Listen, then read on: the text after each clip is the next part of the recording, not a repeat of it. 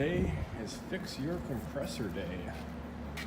I've got to weld the tank and then install this guy, because the original one doesn't actually turn off, and that's a bit of a problem. So guys, just want to kind of go into planning. With this, when I had it pointed this way, it was too far forward from the tank, so the potential of ramming into something when I transport the tank and will move around. When I had it sticking out on the side, as you can see, it goes past the wheel, so right about here, bird's eye view. So it only left me with the idea of going this way. So I'm going to put a plug here, and I have my depressurization valve, whatever you want to call it. We're going to slap this together, and then we're going to plumbing, we're going to wire it up afterwards.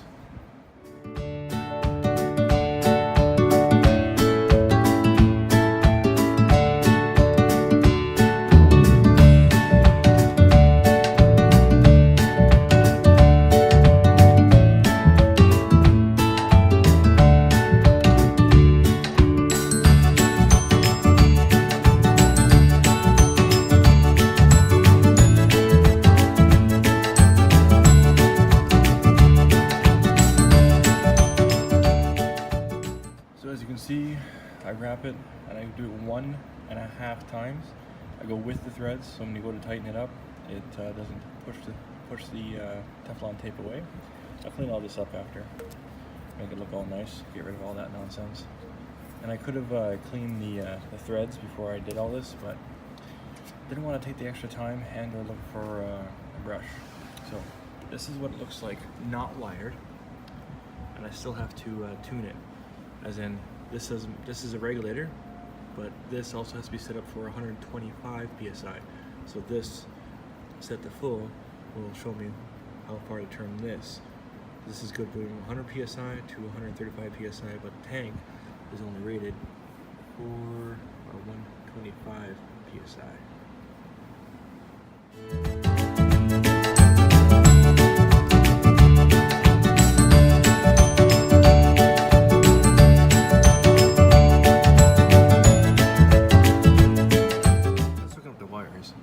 And it has these push-ins, which you require these to connect with. I was hoping I'd just drop the wire in and then just crush it, but apparently not. So a little bit of an upgrade, I guess.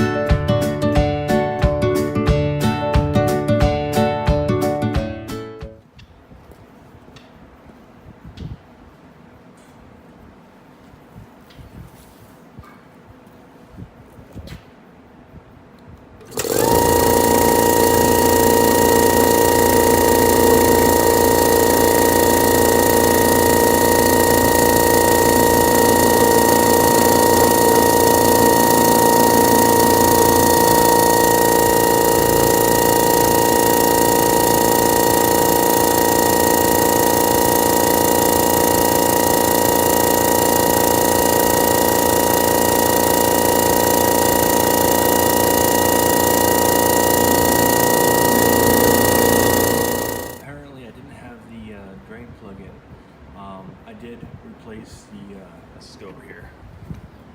I'll show you both what I did. I replaced the hose, because I thought it was that. And then the plug wasn't in. So we are getting through this whole thing. Let's see what happens when I plug it in this time.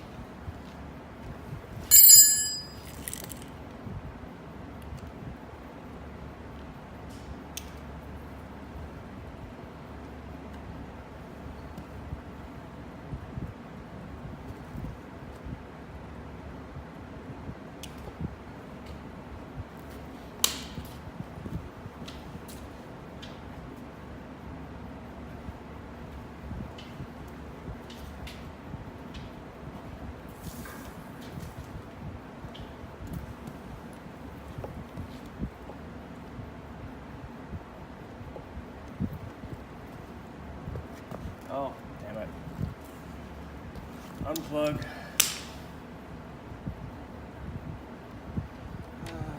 Okay, let's go.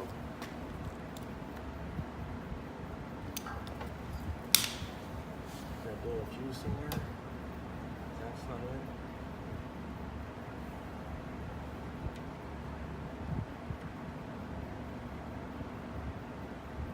Okay, try this again.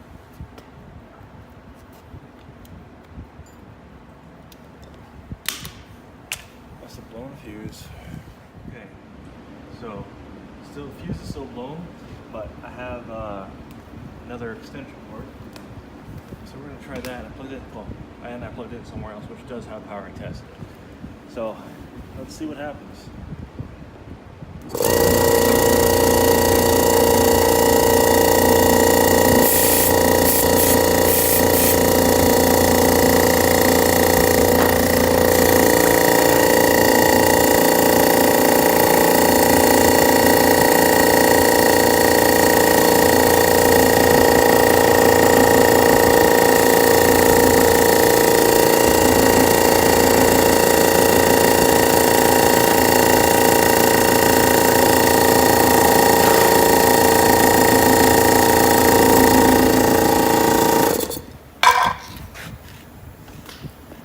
Want to power up one time. I still got to deflate it and weld the tank. And I can hear where it's broken. So if I come over here, you can see right there. Somebody's been playing there.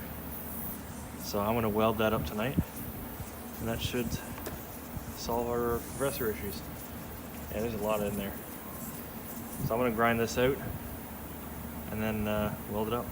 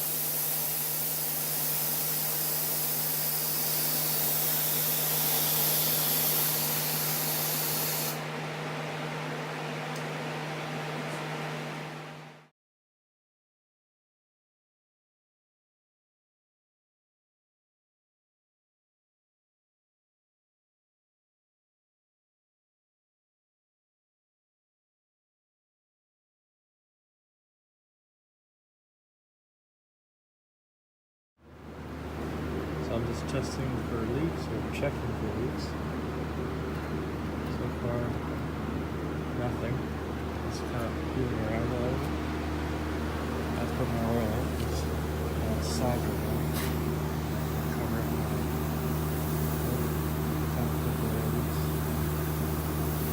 This is what I've done here.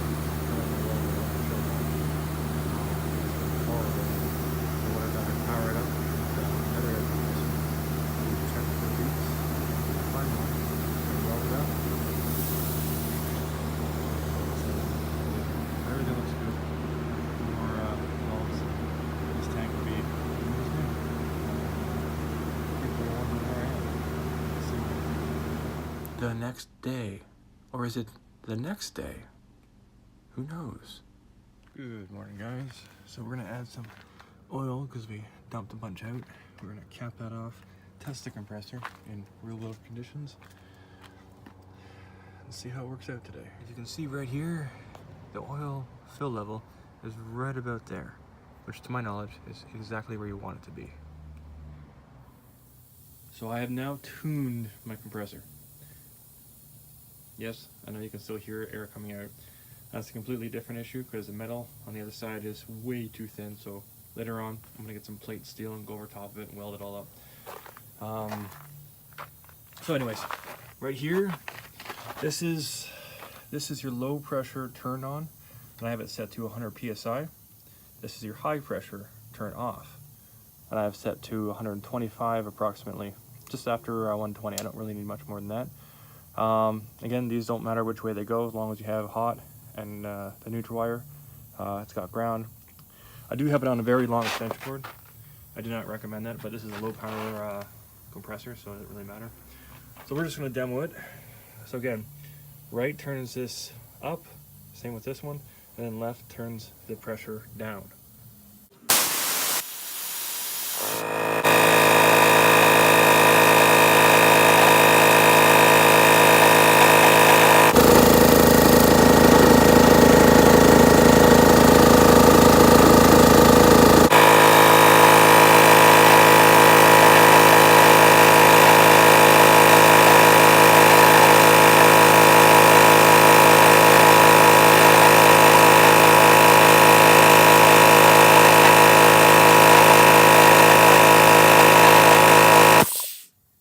Just after 120, perfectly set up.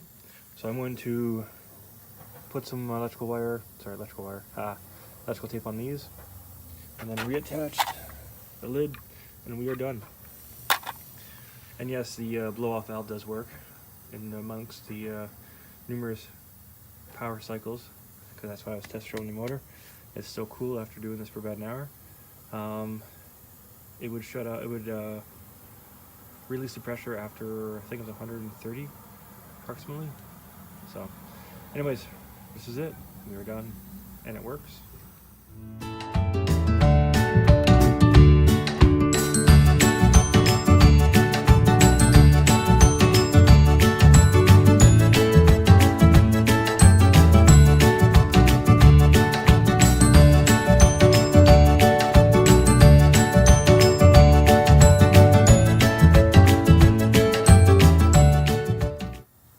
Just a reminder, guys, to always disconnect the power when working with any kind of voltage. So we're just gonna plug her right in. There we go. So she is now set in the off position. So we're gonna turn to auto. And it's at 100 psi, so just after about 90 it should turn back on.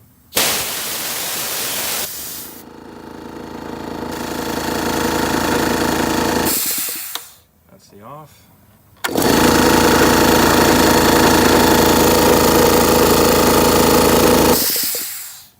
So thank you for watching, and that sound afterwards is the no load start, because it just takes off all the pressure, so that when you go to start it, the motor isn't under any kind of load. And an added tech tip, always warm up your electrical tape before you go to use it. Thanks for watching, guys.